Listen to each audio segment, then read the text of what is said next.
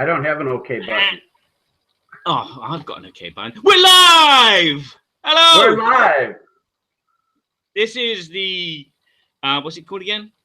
It's the Burky and Badger Show. I'm Burky, and you are? Badger. Otherwise known as? Barry Dublé. And Kevin Burkhardsmeier.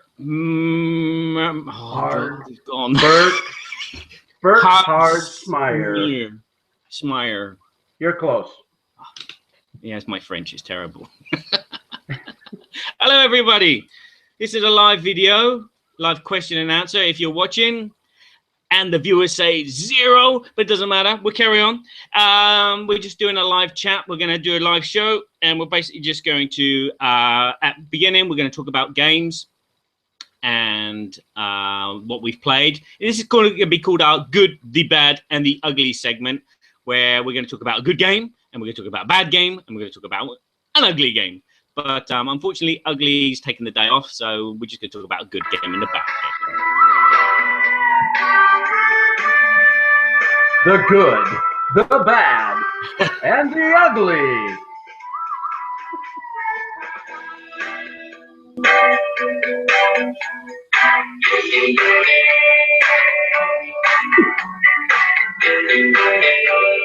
My ears are bleeding.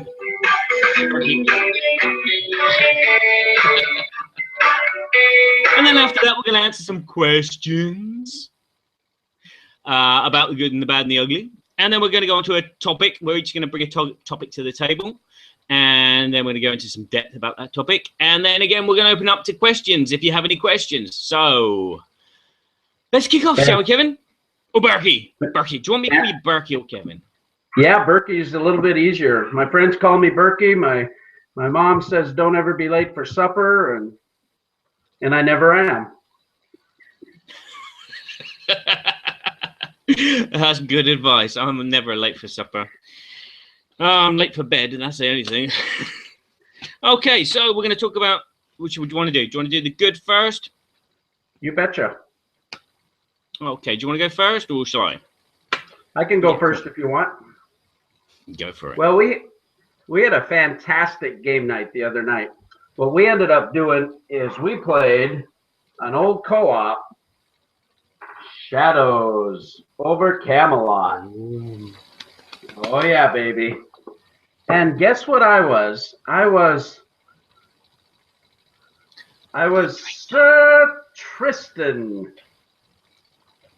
And Sir Tristan's special power was that I could go to I could move away from Camelot to any place.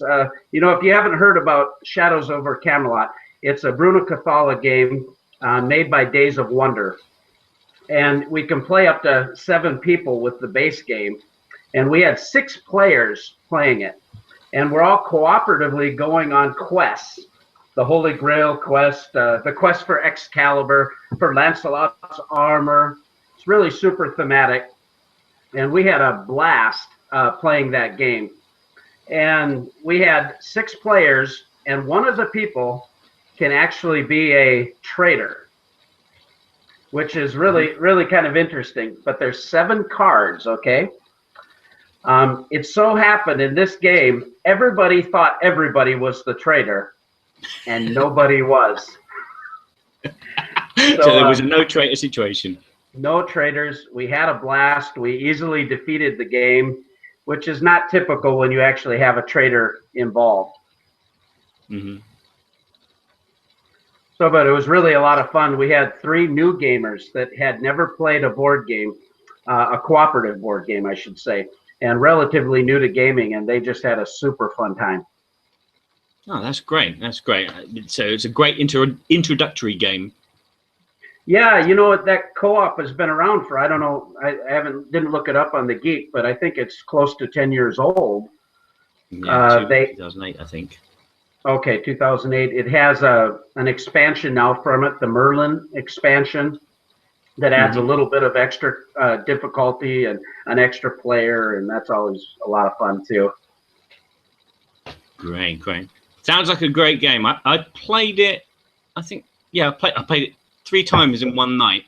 We had a board game night of our own at my local club, and nobody showed up apart from 4 people, which was strange. I think the local football team was playing, and we played it 3 times on the trot because we just adored it. You know, you get into it, very, very simple. You've got few choices you can do. You can either do the good thing.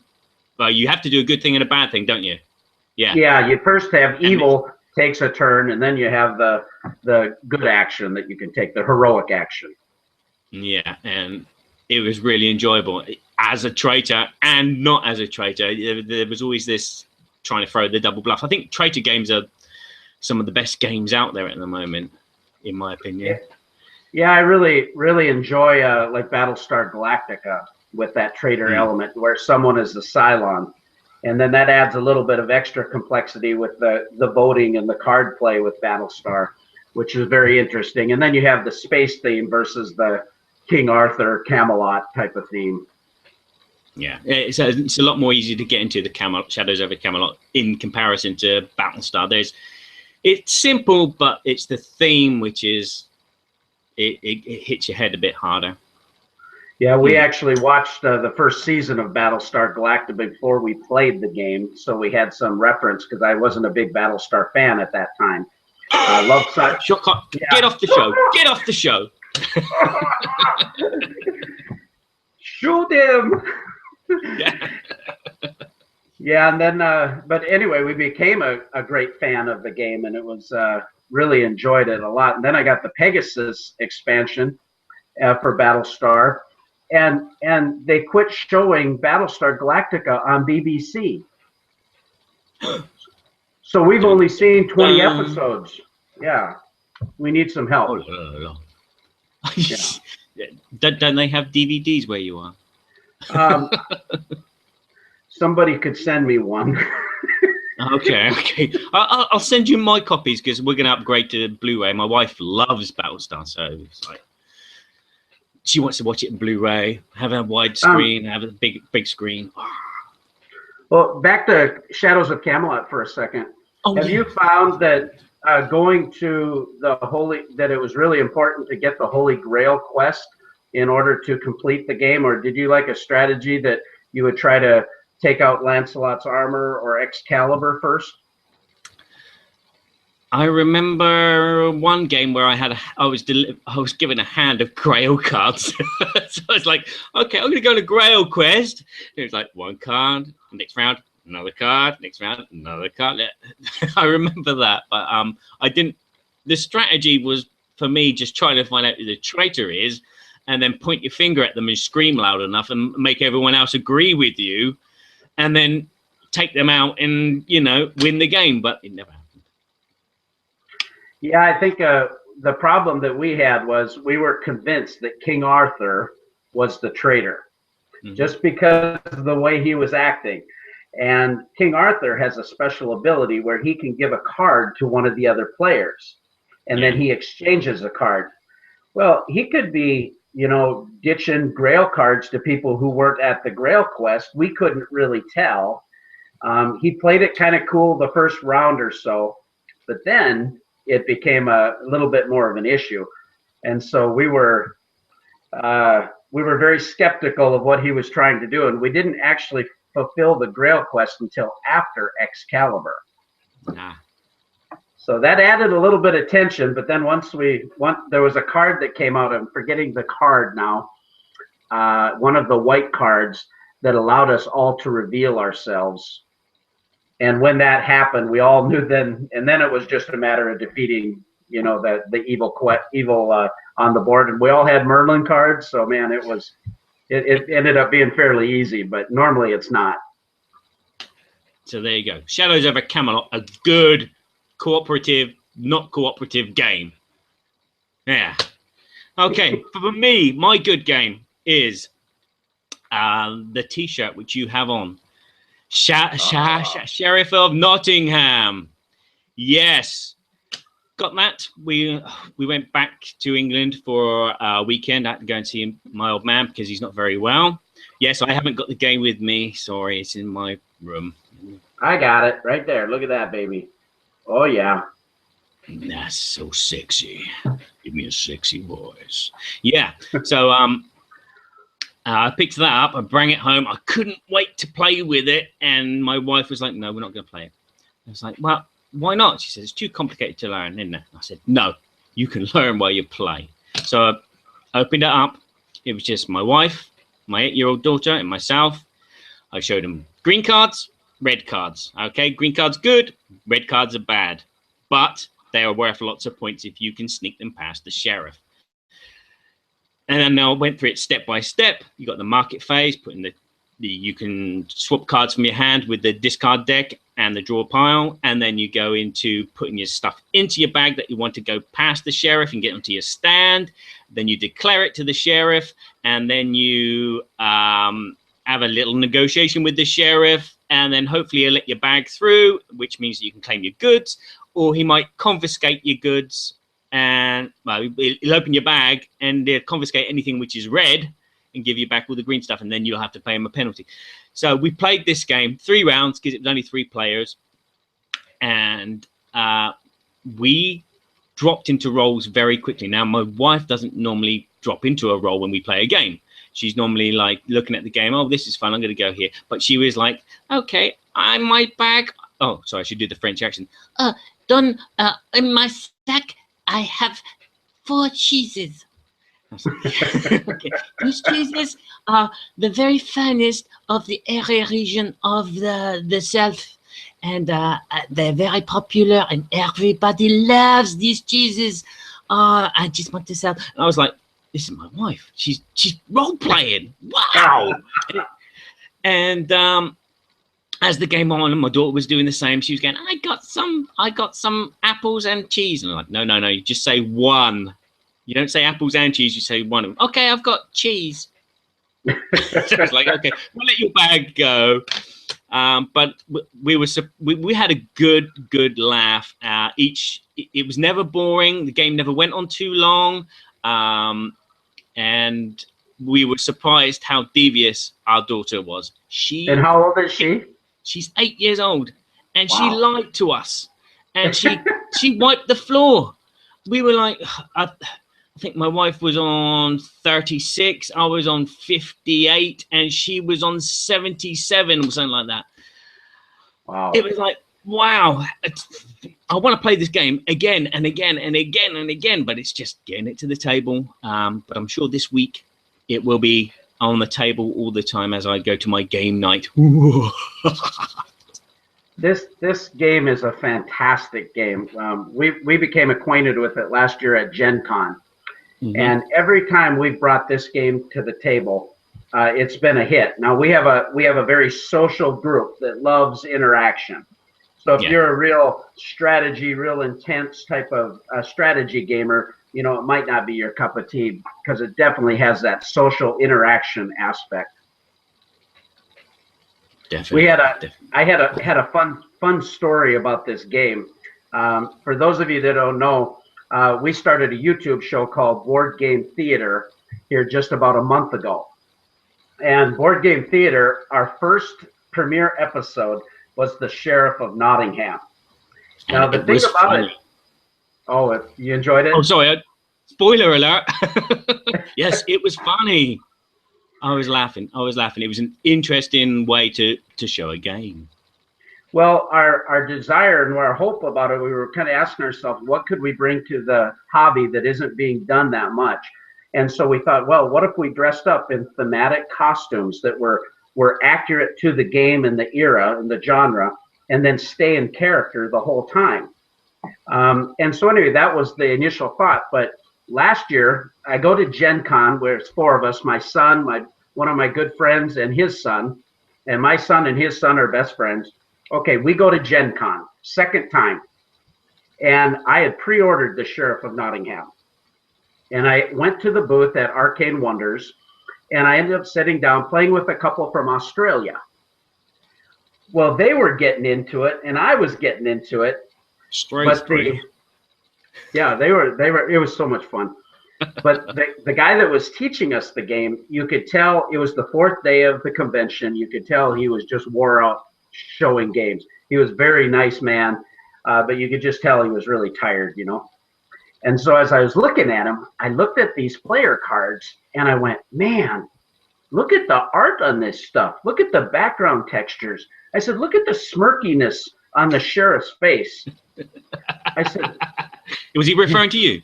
not at that time. Excuse me. So I look up at him and I said, you know, I said, I don't know who did this artwork, but this is fantabulous stuff. And he got a big grin on his face. And he says, well, my name is John. I'm the art director from Arcane Wonders. So it kind of brightened his day a little bit that someone recognized his work. And then I told him about our idea because my daughters have a historical costume company.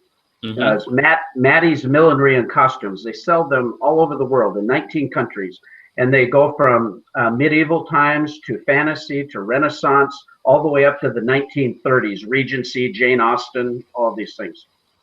Well, I'm telling them our idea about dressing up in costume and being in character, and I could be the good sheriff of Nottingham. And he got a big grin on his face, and he goes, you know, I think we'd like to be a part of that. And long and short of it, subsequently, we ended up talking to Scott Morris, Vice President of Marketing at Arcane Wonders, talks from Cricks Happen. What a great guy. And we've had such a wonderful relationship with Arcane Wonders. They've been so helpful. And last year in November, I had the opportunity to go to BGG Con in Dallas. So much fun. And I was the Sheriff of Nottingham in full costume. And the players would come and try to get contraband past me. And if they could, they got tickets to win a game. And we did that 2 days, 2 3-hour sessions. And it was a hoot. I stayed in character. People had fun. And it was just great times. Oh, wow. Fantastic. The one thing I can say about Tox is he's got a nice beard, like yourself. But anyway. We might have to come back to that, huh? Yeah, we might have to come back to that. So I'll just quickly butt in quickly and say, if you've got any questions about anything that we're talking about, drop them down and we'll get to them after our good, bad, and ugly section. We're now on to the bad section. Oh,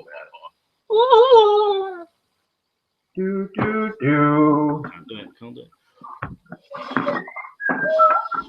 Oh, I can't do it anymore. That's pretty close. That was pretty close. Yeah, I'm impressed.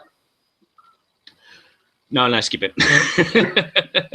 Go. What's your bad game for us then, Burky? Well, it's not that the game was bad, okay? The game is fantastic. I think it's probably one of the best entry-level worker placement games that are out there. It's produced by Z-Man Games. And Barry, you introduced me to Board Game Arena. Did I? And we learned this game online. We did indeed. Well, the game is Stone Age. So you liked it so much, even though you lost, that you went out and bought it. Well, we're not going to talk about that part right now. And my bad experience was not with you, but we played a game, and I had my son and one of his friends, and we got playing in that game. And, you know, there's some places that you can take other people's huts that they really desire. Like they have a deep fondness in their heart for. The love. And even, exactly. And like you've planned resources. I mean, you were chopping wood, and you were getting gold, and then you're trying to build up, and someone just takes it from you. These are games that can stress you out. So the game proceeds. We get to another point in the game, and all of a sudden we start telling the other players, make sure you get that so he doesn't get that. Make sure you get that so he doesn't get that. This was close to one of these flip the table moments. And my son is a fantastic young man, and I am a fantastic old man. But we were,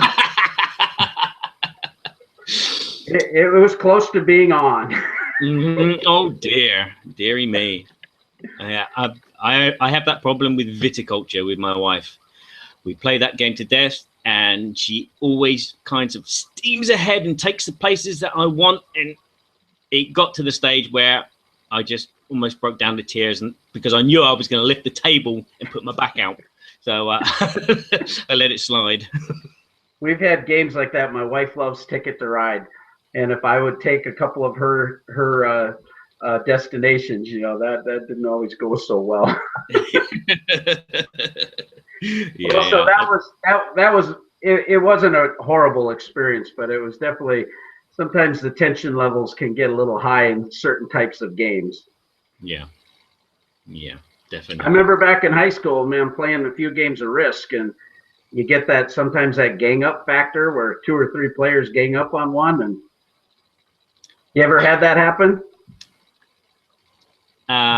Possibly, but I don't care. Yeah, I think I did have it. And actually, it was with the game that I was going to talk about, which is the bad game. But it's not a bad game, as you said. It's not a bad game. It's a game that I enjoy playing. But I had a really, well, 2 bad experiences. The game's Quantium, which is the spacefaring cat. I'm speaking French again. Sorry. The 4X game where you dominate and exterminate and Dalekate. I don't know. But the 2 bad experiences I had was teaching it to my wife. We played it as a 2-player. So the problem with this game is it's not a good 2-player game. I taught this to my wife and I slaughtered her, even though I was helping her. And so it was like, you know, it's the luck of the dice. It's the decisions you make. And then if you get steam ahead and get all the cards, that's it. It's game over. It's a whitewash. And recently I had the same experience on Board Game Arena. I was playing a 2-player game with someone, and it was a case of a whitewash due to the fact that the dice weren't going my way. Nothing about the game was working. This guy was getting all the cards, and I just wanted to flip the computer because I got so frustrated. I just switched it off immediately after the game ended because I don't want to get a thumbs down, a bad reputation there.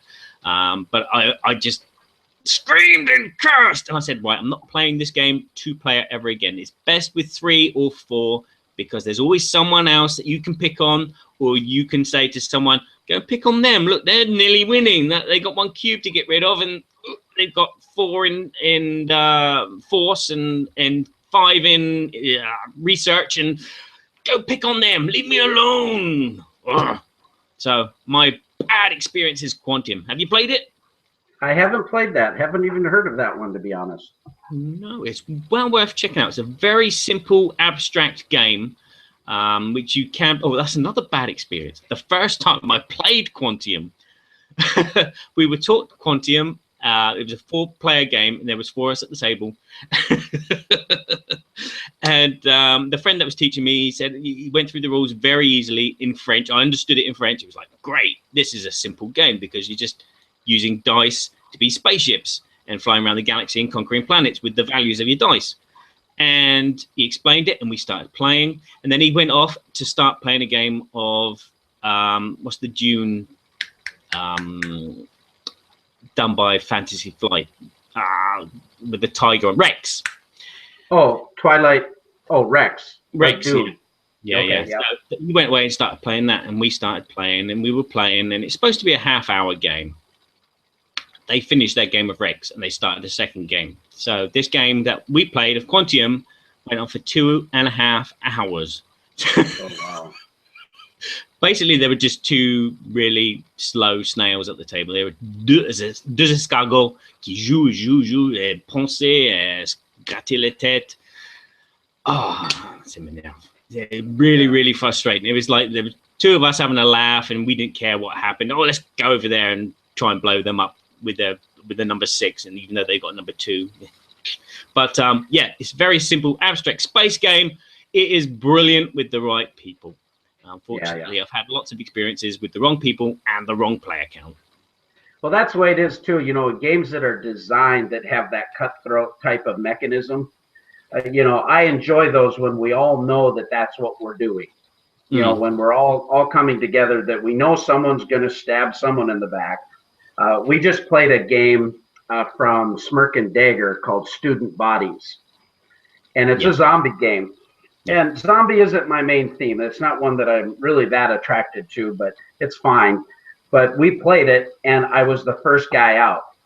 But what they did, so it's got that player elimination aspect. Yep, the zombies can eat your brains, and then you're, chilled Burky brains. With happy mouth.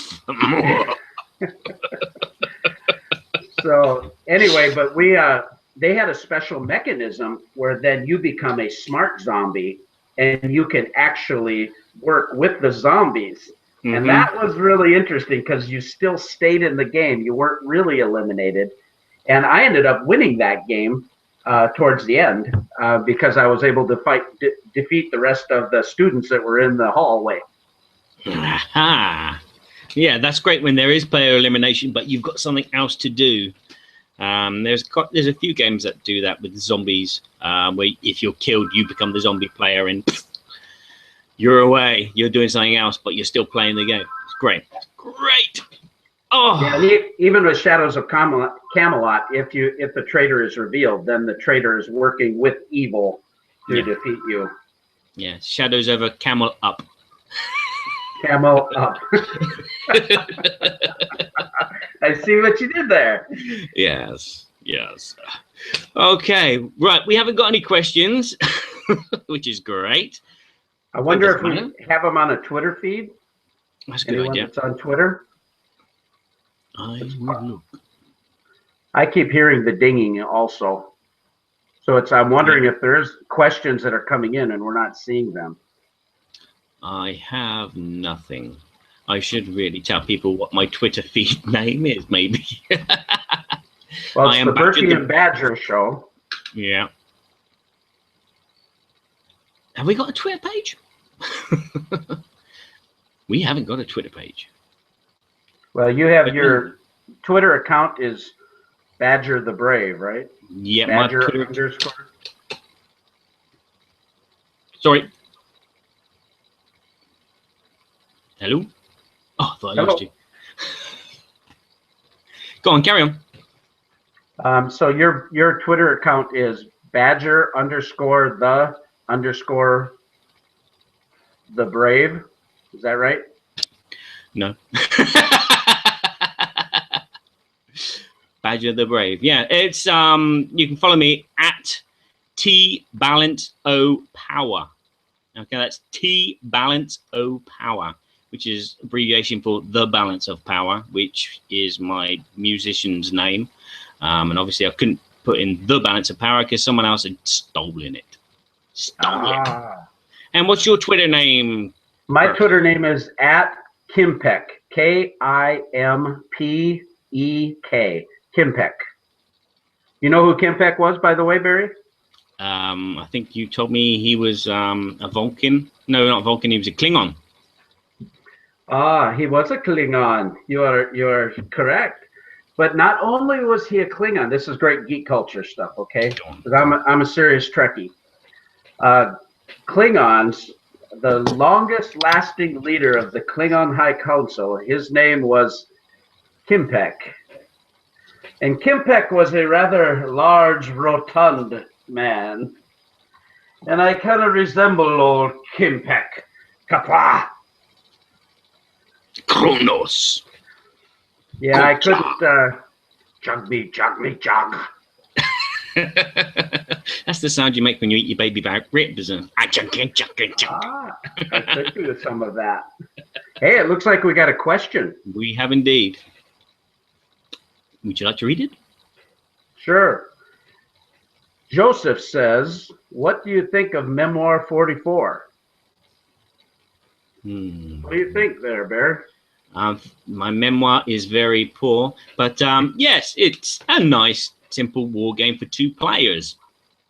I've played it once, and I thrashed the guy that taught me how to play it. Again, luck of the dice, and maybe he was just being easy on me. But yes, I enjoyed it. Nice components, simple rules. I just wish there was more to it than what there is. But it's a war game. I was expecting more, but it was actually smaller, if you know what I mean. What about you? Yeah, you know, I have a lot of affinity actually for Memoir 44. Days of Wonder published it, and my son and I played a lot of Memoir 44. And it's designed by Richard Borg, and he has the command and colors type of card mechanism.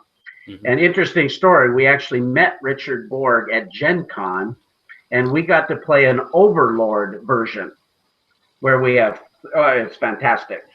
My son was the Supreme Commander, and we each had 3 of our generals, and we were playing across the table against a group of 4 people as well. We did win that scenario. But like you say, the components, I mean, the little tanks and all that stuff, they're fantastic. Yeah. I enjoy it. You don't really have to be a brain scientist to play that game. You know, it like you say, it's fairly simple. You can pick it up, but there is some strategy and a lot of complexity. And I mean, you got to think about it. This thing's been running for 10 plus years. It's got some legs. It definitely has. It's a solid game. And again, but the thing is, there's lots of other games which use the same system, isn't there? So it's like Monopoly in a way. I'm not trying to downplay it, but it's a game which has many different coats or hats. Yeah, if you're a real serious war gamer, you know, it might not scratch that real serious strategy itch. Yeah. But yeah, I love Memoir 44. So yeah, I don't mind playing that Memoir. Good game, Joseph. Good game. Yeah, thanks for the question, buddy. Okay. Questions finished. Woohoo! Roll up your sleeves. Get the dishes on. Should we move on to the next section? My friend Burky. I like doing a voice like that and saying Burky. Country bumpkin Burky. Well, you know, all I can say is, when did I ever refuse an accommodation? You know, this is like a family. You know what I'm saying? It's not like a business. You know, no. It's very, very, very respectful. You know what I'm saying? Oh, I know what you're saying. Yeah. You got any pasta? I want some pasta. Yeah. I like pasta. You know, what are you talking about? You talking to me? Talking to me?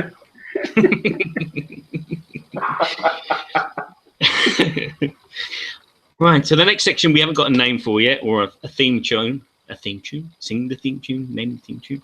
But we both thought about a topic each that we could present, and it's gonna be board game related, obviously, because this is Burky and Badger's board game Babble, and we're just babbling away here. I tell you, I've always figured that you never give a monkey a keyboard. And we've given 2 monkeys keyboards. Hey, everything's better with monkeys, so whatever, right? All right, and do that, and then, oh! That's awesome. That's the best viral video ever. To quote Sam Healy, yeah.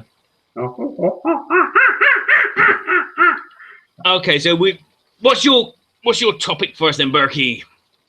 Well, my topic is actually costume or contests. Thinking about the topic of contests, you know, if you go to the Board Game Geek, you'll see that companies have sponsored contests. A lot of times game manufacturers will have contests. They'll have giveaways on Facebook, contests on Twitter.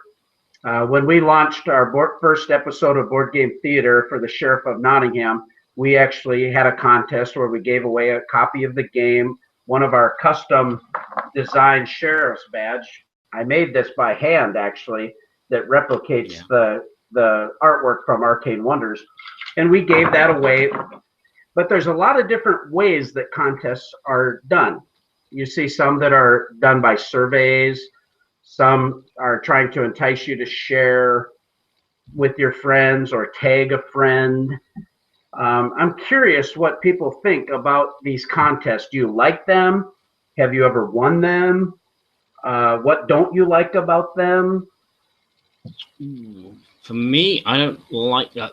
When you bring up the subject, I was thinking like contests in tournaments, like the Catan World Tournament and the Ticket to Ride Tournament, but obviously not. So, but Personally, the ones on Board Game Geek are not too bad. They have those contests and they put up like 5 questions, and then you have to research the rules, which is, you know, if you're a person that really wants the game and has followed the game in its creation, you're going to know most of those rules and answer those questions easily. So those ones I don't mind, but these Facebook ones where they just say, oh, share this with your friends and you might win. How viral is that? Mm-hmm. And I've never won.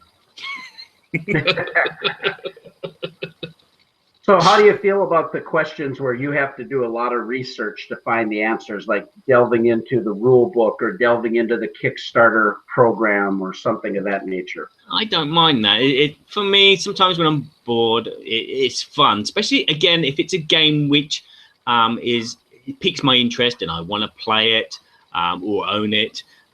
It's just a shortcut to learning how to play it, number one, and then jumping ahead and hopefully winning, which doesn't happen either. So, but I think they're fun. I think they're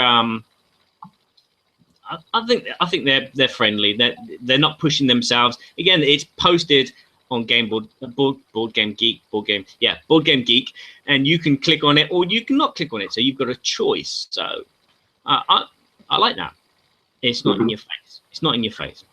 I saw one that was the Board Game Corner did Mark Streed, and him and Randy have a website and a YouTube show. They're part of the Dice Tower Network and real nice fellows. And they did a 1-year anniversary contest. And on this contest, you had to answer these 3 questions, but the 3 questions, it was a race. So whoever got the answer first got it, which was kind of a neat thing. Yeah. And, they were a little vague, so I went on, but I was having a hard time figuring out the answers to the questions. So I don't know if a lot of gamers are not as engaged to go that deep or not. I don't think so, no. Because, again, with a video, when it goes live, that's it. You know, you might be working and the video goes live, and then when you get home and then you've got this playlist of videos that you want to watch, if you're like me, you know, you go through all the Dice Tower videos, you watch each and every one, you watch everyone say, shut that door, and then you laugh, you go, I remember that. No. And by the time it gets to that video, it's like 50,000 people have already watched it, and so probably 20% of them have answered it, and so you've got no chance. Right. Whereas a game, a quiz competition, where you have questions, you answer them, all the correct answers will be pulled out of a hat to win the prize. I think it's traditional and it's fairer than first man in, because as I said, you know, these Australians are probably asleep. Tom's posted the video, bang. Right, the Australians right. have got no chance, which is good in a way, because then they haven't got to post the game to Australia. But I don't think they did that, did they? It was local to America, wasn't it? I think it was. And it happened very quickly, so it wasn't, I think within a couple hours, they already had the first and second place winners. So how did you feel about the contest that we ran with the Sheriff of Nottingham? That was interesting. It was a forum, though, wasn't it? It was we had a survey. You filled out the survey and answered questions from watching the video. Yeah, that was fun. I enjoyed doing that and putting a cheesy comment in. Yeah, it was good. What surprised me was the amount of things that I remembered from watching the video only once. You know, some of these competitions, you're watching the Watch It Played video to try and learn the rules so you can answer that question. So you're watching it again and you're watching it again and you're watching. But the questions were nice. And again, it was a fun way of doing it. You know, the questions weren't too heavy. Right. And again, it was a survey. You didn't have to do it. Right. You got extra entries for the contest. Have you ever won a game? That depends. Yes, I have. I've won several games. I was in last year. I got through to the finals of an Hanabi tournament, and you can see that on my Hanabi video. But yeah, we got through. Unfortunately, there was a lot of cheaters there. We know this because the guys that were organizing it and judging were not judging, but actually supervising each table.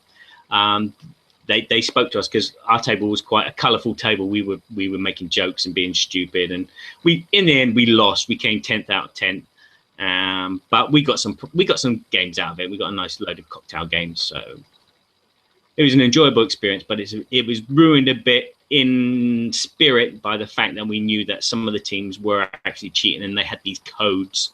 Yeah. No fun. No fun.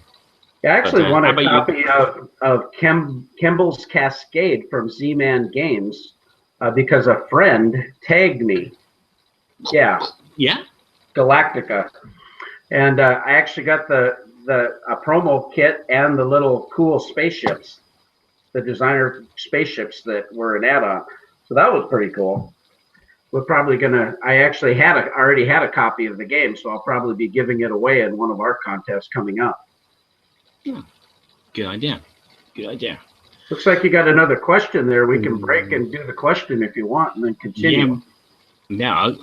Yeah. It says Caesar, I think.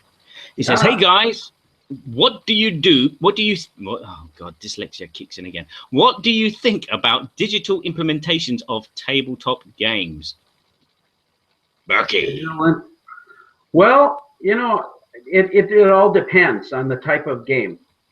This last year, they came out with one of my favorite games is Galaxy Trucker.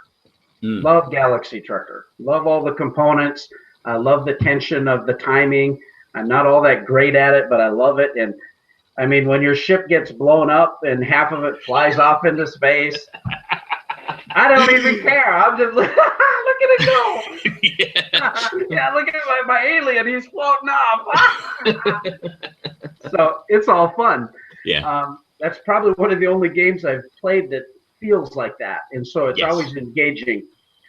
When they came out with the digital version of that on iOS, the scenarios, the graphics work, the comedy that Babble, if I'm pronouncing his name right, I mean, because his rules are zany and fun, and the digital implementation did that so well. I know Suzanne from the Board Game Breakfast Show. She does a segment every week on digital apps, and about half of those apps, she does such a good job explaining those different apps and the concepts there. The differences between the real and the app, which is great for someone like me who doesn't have an app or a pad. She explains it clear, what's the differences, what's simple, what's not simple. Exactly. She does a great job. And I think it's like Lords of Waterdeep. I really enjoy that one. I like the Suburbia app a lot, but what I don't like about it is they just did like a copy and paste version of the rules. So it's like, it was hard to read. You got to scroll around. It didn't really give you a nice tutorial. So on a digital implementation, I would like to see really nice tutorials. And then you want to have the feel that you're playing that game. Yeah, and not a computer game. And sometimes the AI too. Sometimes the AI implementations are too predictable and too easy to beat. And so I would prefer to make sure that there's several levels of AI, from easy to hard, that are not that easy. Like Ticket to Ride. If you put that if you get all hard players, that could be a real challenging game on the digital implementation. Yeah. And as someone who doesn't have a tablet or I've just got a smartphone, which is really small, so I got a smartphone. Woo! No, I haven't played anything. As I said, I've watched Suzanne on the Board Game Breakfast, and she does a fine job at telling us what has been imported brilliantly and what hasn't. And it just makes me want to have one, but at the same time I don't want to have one, because that means that I'll be buying the game in duplicate, because I'll have the board game version of Agricola and the app version of Agricola for when I go away, and I'd rather have just one or the other. Again, Galaxy Truckers, I've seen I watched all the Essen coverage, and they showed that, and I thought, wow, it looks like the game, and it sounds like the game, and it probably feels like the game. It's fantastic. It's just a lot of fun. You're interviewing people at the bar when you go to a planet, and you're interviewing people that are the mayors or the I forget their names, but yeah, it's just a lot of fun, and you're getting goods from people to ship to another planet, and they mock you, and you have to kind of go back and forth. And so they've augmented the game, have they, by adding just tiny little details into it, have they? yeah, it's really feels like it's a quest, and yet you're still playing the game. And I think that digital implementation has helped me with the real tactile board game. Ah, so it helps you find the best tiles. You got like Terminator tracking on the tiles. Yeah, I'll be back. You're going down. I will take that converter now. Come with me if you want to have a milkshake. Yeah, it's big fun. I think one thing too with traveling, if you're on long trips, that's where it's really nice to have a digital application. If you're going on a plane trip, or if you're going on a long road trip and the kids in the back, whatever, it's nice to have some digital things. Yeah, I agree with you. I see he's got a question there about the Vassal engine or tabletop simulator. What do you think about that? The Vassal engine confused me when I first looked at it, and then I left it because it was obviously the first thing that drew me was the fact that I could play Arkham Horror online, and I was like, yes, Arkham Horror online with other people and not on my own. Woohoo! Wouldn't it be good to not be solo? And yeah, I just couldn't figure it out. So, but as we said earlier, we played on Board Game Arena, Stone Age. Yeah, and that was had kind of. Once we got the hang of the mechanism, it took us a little bit to navigate that. But once we started figuring out what was happening with the different huts and so forth, then it played pretty seamlessly, I thought. Yeah, yeah. And it was good that you could learn by just clicking anywhere on the screen, and these red lines would appear and block your image, and you were like, ah! I've broken it! Yeah. Stop falling on the floor. Yeah, I tried a couple of the Vassal games too, and I similarly had a little bit of difficulty with that, but I didn't really have the patience to dig around with it, nor have the time with it. Mm-hmm. But my son plays a lot of games on Steam. Oh yeah. And so and he enjoys those a whole lot. I don't really have a lot of time for that kind of thing. Yeah, I stick to my PlayStation. I'm old-fashioned. I stick to my PlayStation 3. I'm very old and very haggard, but I like my PlayStation. It'd be interesting to find out if there's a certain place where you can find out what type of sales there are on the different digital implementations. So how popular they are and how much revenue they actually generate versus, I know video games are huge, but it'd be interesting to see what the actual iOS and Android apps that are game related, what kind of numbers they bring versus the tactile board game. I see where you're going. Yeah. It would be interesting. I don't think it would make a dent at the moment, but I can see it in the future making a dent as everyone gets little tactile. Well, practically everyone's got smartphones and iPads, and they're going to the Play Store and they're looking. Oh, that's only £2.50. Sorry, I'm speaking pounds when I'm in France, and you're American, so it's dollars. So yeah, I can see a lot of people just downloading cheap games, not knowing what they are and not realizing that they're board games.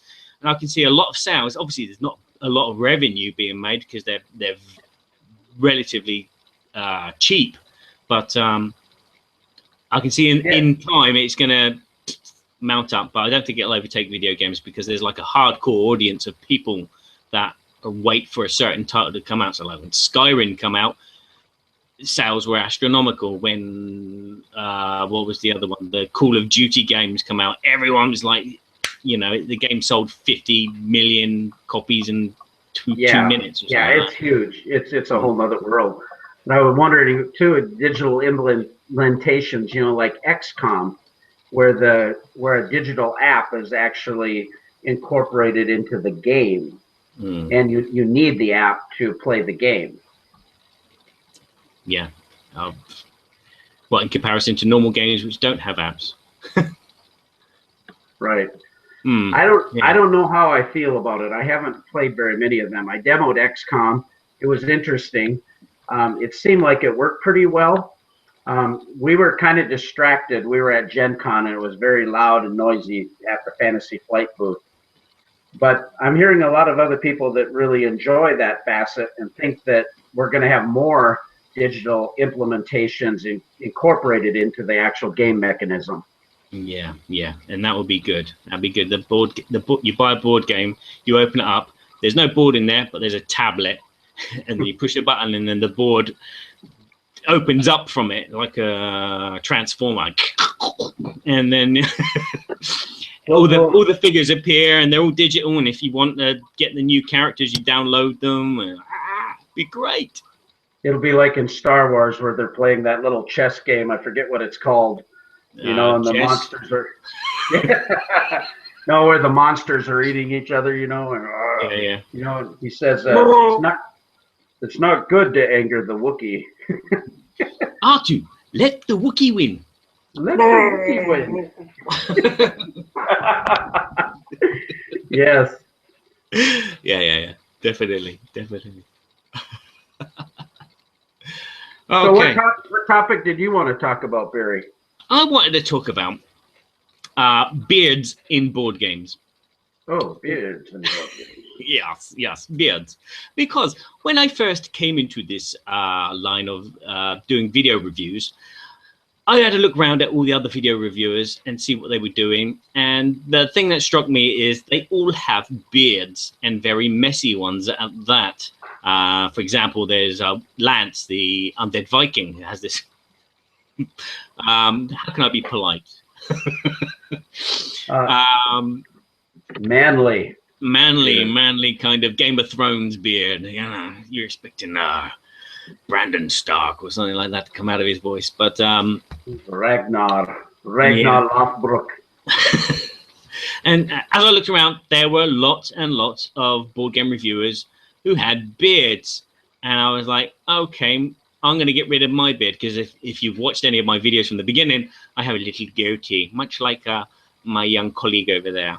And I thought, first thing I'm going to do is get rid of the beard. It wasn't a case of, right, what I'm going to do is I'm going to concentrate. That reviewer, he looked at the cardboard stock, and he had the name for the cardboard, and he knew everything about the cardboard and the plastic and what type of plastic it was. Breathe. And no, but my first thought was, get rid of your beard, Barry. No, that was a bad thought, Barry. Barry, I'm telling you, you will soar to the moon as soon as you get some facial hair. I mean, you will. Oh, a goatee for you, dude. I mean, you got to get one of those little pointy ones though, so you can stroke it ever so distinguishedly. You know. Yeah, maybe I should draw one on this pen. Oh, yeah.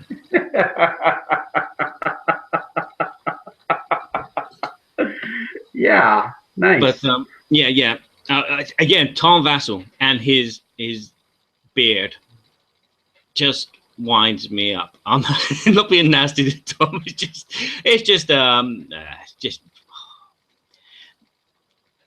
just get rid of it, Tom, please. I think people will find you more intellectual without the beard, and then when you're sat in between Z and Sam, you will be adored more. You look younger as well. Without the beard, you look younger.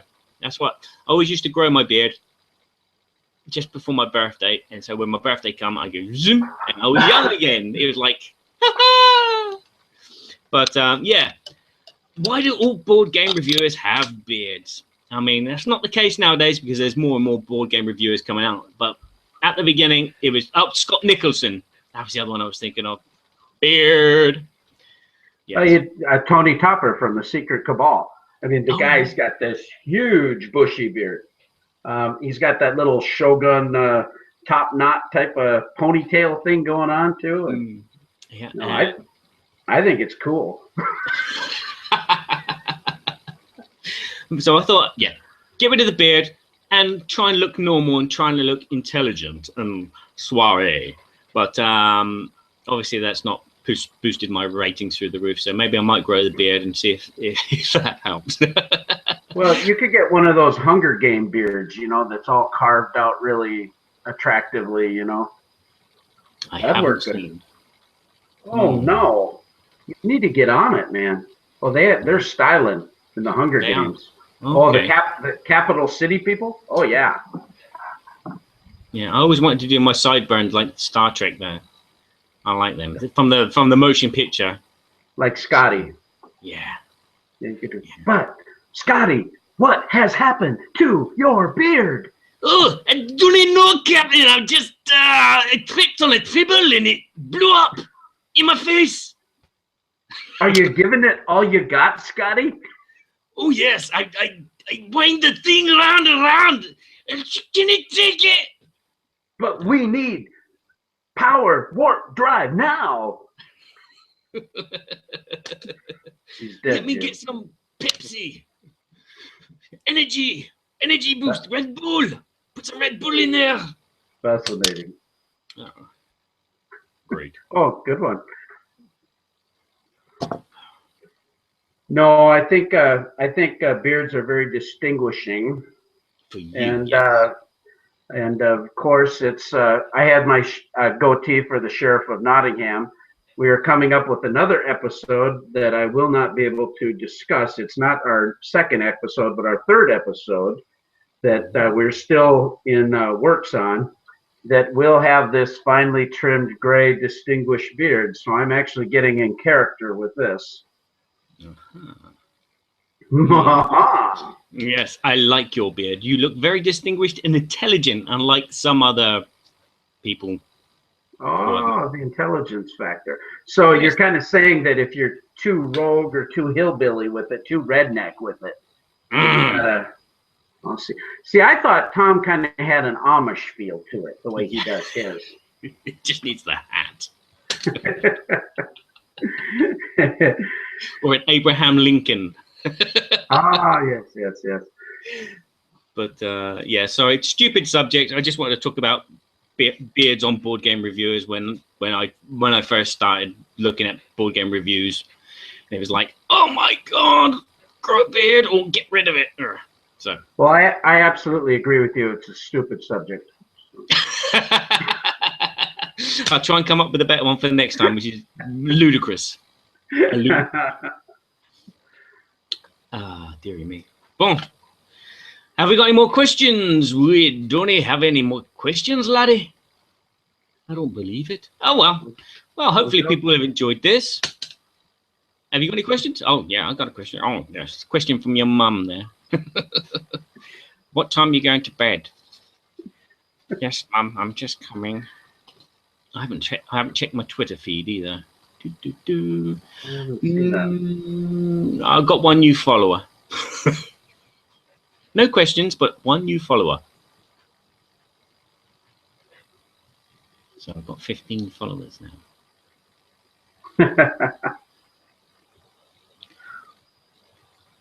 Oh, I've just lost one. Yep, Tom's got rid of me now. He's gonna block you. And he's going to block me. He's going to stop putting my videos on the Dice Tower video, channel. Oh well. Well, I love all things that are board game related, and I think that's what's been so fun about this hobby. Putting on a show that incorporates board games and the fun of board games. Board gaming has been such a huge thing in my family since our children were little. I have 4 children. Every Christmas we would buy a couple games. And we just became, I've got all these board games from back in high school, Axis and Allies, Conquest of the Empire, Shogun, you know, and which is now called Yakuza, but I've got the real swords, you know. Yeah. But seeing how the industry has evolved and all the fun and all of the diversity, I mean, the topics about this hobby is just fantastic. There's so many things to talk about. Oh, definitely, definitely. And it's not just the games themselves, it's the experiences that you have and the fact that you're sharing those experiences with other people. And for me, when I came to France, I didn't know nobody. And I just turned up at a board game club. I didn't know anybody. I didn't speak very good French, but I was able to just mix in with the rest of them. We played games. They taught me games the best they could, you know, in French, and obviously that speak very slowly. But when you know some games, it's quite easy to grasp the concepts of what's going to happen here, what you have to do, and it's just that universal barrier of having fun, I think, which is the great thing about board games. And we could probably talk about it forever and ever. No, I think that's exactly it, and that might be a fun topic to talk about in the future, is board game cafes and how that works. You know, where you're in Europe versus when you're in Europe versus we're starting to see board game cafes pop up in the United States, and how that interaction, because I think the social aspect of board games is what's really making the hobby so attractive now, and why we're seeing, not only are we getting better quality games, better quality design, components, better marketing, better mainstream exposure, we're seeing all those things. But I think the core thing is that it's bringing people together and they're having fun together. Yeah. And to me, that's fantastic. Yeah. Exactly. And I keep thinking of opening up a cafe here, but I don't think it'll work, to be honest with you. I live in a very rural part of France, but I know there is a couple of cafes in Paris. I had a little Google search and I found some, and I thought, brilliant. We got them here. And I think that, again, they're just a great way just to hang out and have some time. You're working in the office and you pop out for your lunch, and it's like you eat your lunch sandwich in a cafe and then play a game as well with your colleagues from work, and just, you know, de-stress and I almost said French words, détendre. What's that in English? Détendre. Unwind. And we have a large utility company in our town. Our town is fairly small, about 15,000 people, but they employ about 500 people. And many of them at lunch break will go and they'll play Android Netrunner, or several of them will get together and play Teach You, or different games like that on their lunch break. Yeah, very quick, fun, light games. Yeah, exactly. I tried doing that at work. I would bring along a game. Carcassonne, or something small like Hanabi, or the Great Dalmuti, but they were actually already engrossed in a game which is pretty much the Great Dalmuti but with tarot cards, but they call it something really rude. I tried introducing, but it didn't work. Every lunchtime I'd go along, I'd bring a game and go, let's play Timeline. And they'd go, no, jouez ça. Okay. Deck of cards. Okay. Yeah. Surrender. White flag. Well, that's an interesting topic, too, that could develop, is type of games that you can play quickly on lunch breaks and incorporate your fellow employers. To play on lunch breaks with other colleagues. Is it 2 hours? 2 hours colleagues. Yeah. Sorry. Yeah, that's fantastic. Well, you take a look at how this hobby has brought people together. You know, I went to Board Game Geek Con. I was actually in Texas on a business trip. Ended up going to the con afterwards, so I was going solo.